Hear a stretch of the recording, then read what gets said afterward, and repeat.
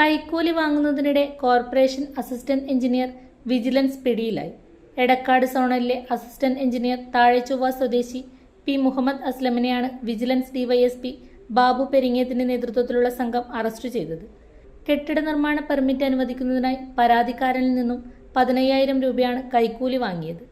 കെട്ടിട ഉടമയോട് 20,000 രൂപ കൈക്കൂലി ആവശ്യപ്പെട്ട ഉദ്യോഗസ്ഥൻ ആദ്യ ഗഡുവായി 15,000 രൂപയാണ് ആവശ്യപ്പെട്ടത്. കണ്ണൂർ സന്നിധാൻ ബാറിന് സമീപത്ത് തിങ്കളാഴ്ച രാത്രി 7:30 എത്താനാണ് ആവശ്യപ്പെട്ടിരുന്നത്.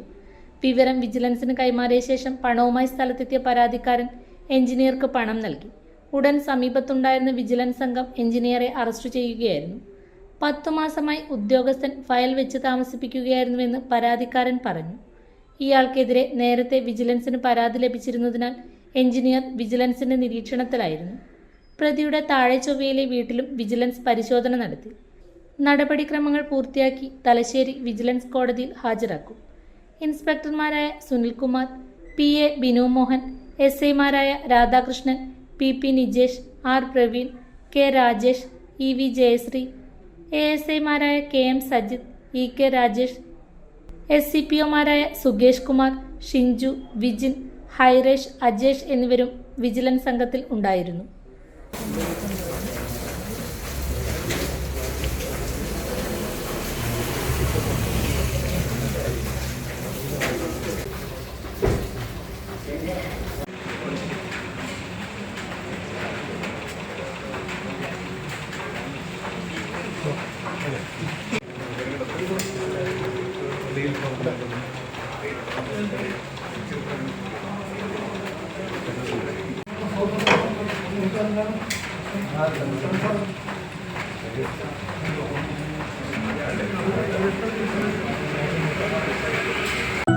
അപ്സര മലയോരത്തിന്റെ മടിത്തട്ടിൽ കനകകാന്തിയുടെ സുവർണമുദ്ര.